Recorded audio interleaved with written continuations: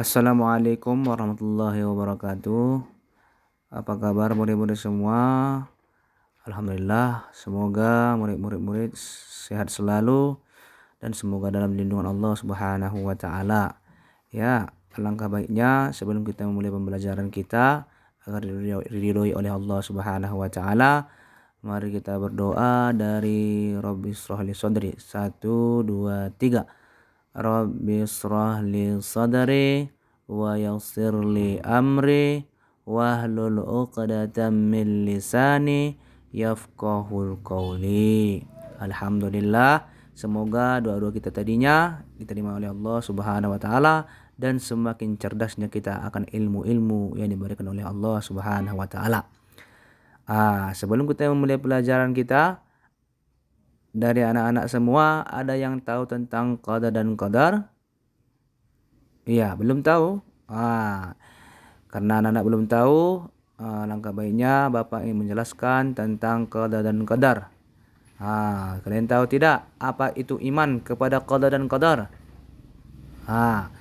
Iman kepada qada dan qadar itu, untuk mengetahui apa itu iman kepada dan qadar, yuk perhatikan penjelasan berikutnya ini. A. Memahami makna iman kepada qada dan qadar.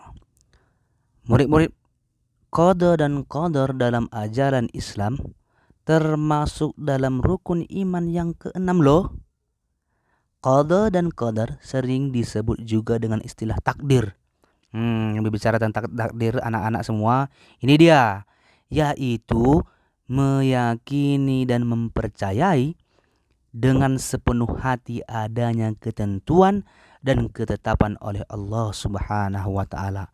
Maka daripada itu anak-anak semua, apa yang ada di dunia ini tidak terlepas oleh ketentuan dan ketetapan oleh Allah Subhanahu wa taala. 1. Pengertian iman kepada qada dan qadar.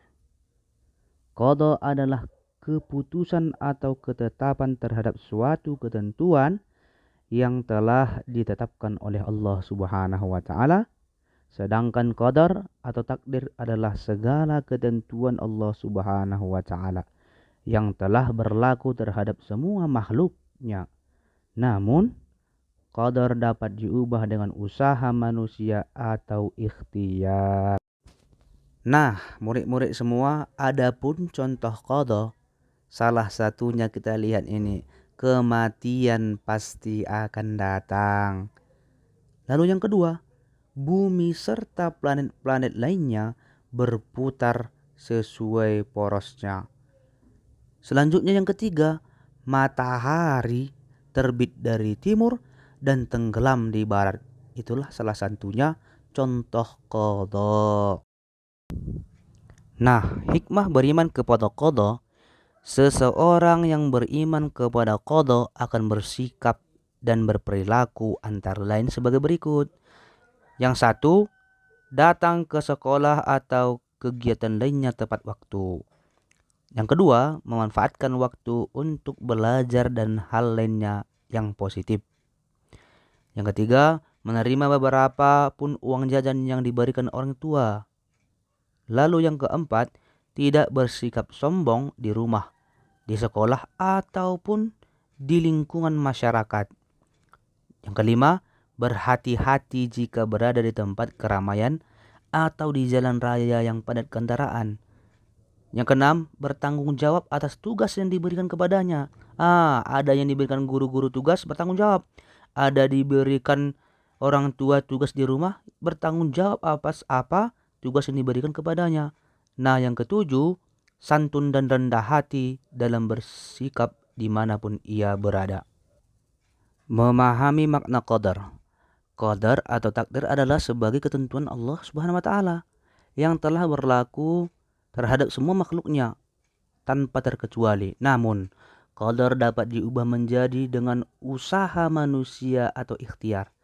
Ikhtiar artinya usaha manusia untuk memenuhi kebutuhan dalam hidupnya. Sesuatu itu terjadi atau tidak terjadi pasti ada sebabnya. Kita bekerja keras sehingga berhasil dan sukses. Keberhasilan usaha bergantung pada gigih atau tidak usaha kita. Untuk mencapai keberhasilan anak didik, diperlukan kehati-hatian pada banyak faktor. Misalnya, Allah Subhanahu wa Ta'ala memberikan modal kecerdasan kepada kita. Hendaknya modal itu dimanfaatkan anak didik dengan sebaik-baiknya untuk kebaikan diri sendiri, mengejar cita-cita. Kesuksesan tidak datang sendirinya, tetapi diusahakan dengan sungguh-sungguh. Artinya, kita ingin menjadi anak pintar, harus ikhtiar atau belajar dengan giat. Contoh-contoh qadar. 1.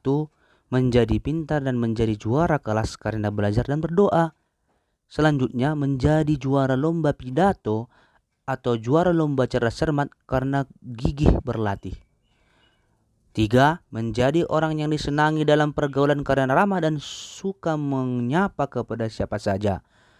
4. Menjadi anak yang pandai membaca Al-Quran. Nah, ini salah satunya anak didik. Dan menjadi qori dan qori'ah terbaik di sekolah atau sampai ke tingkat provinsi, khususnya yang gigih.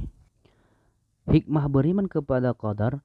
Setelah memahami makna dan tahu contoh-contoh qadar, kamu bertambah yakin tentang karunia yang diberikan oleh Allah Subhanahu wa Ta'ala. Untuk itu, marilah kita simak hikmah qadar berikut ini. Seseorang yang beriman kepada qadar akan bersifat dan berperilaku antara lain sebagai berikut. Yang pertama, menyadari bahwa semua cita-cita yang diinginkan harus diusahakan. Ingat, dengan diusahakan. Yang kedua, memiliki rasa percaya diri dalam menghadapi tugas. Misalnya, mengerjakan PR sendiri. Ini yang paling dasarnya anak didik. Yang ketiga, giat dan disiplin dalam belajar. Misalnya, sebelum berangkat tidur, harus belajar terlebih dahulu.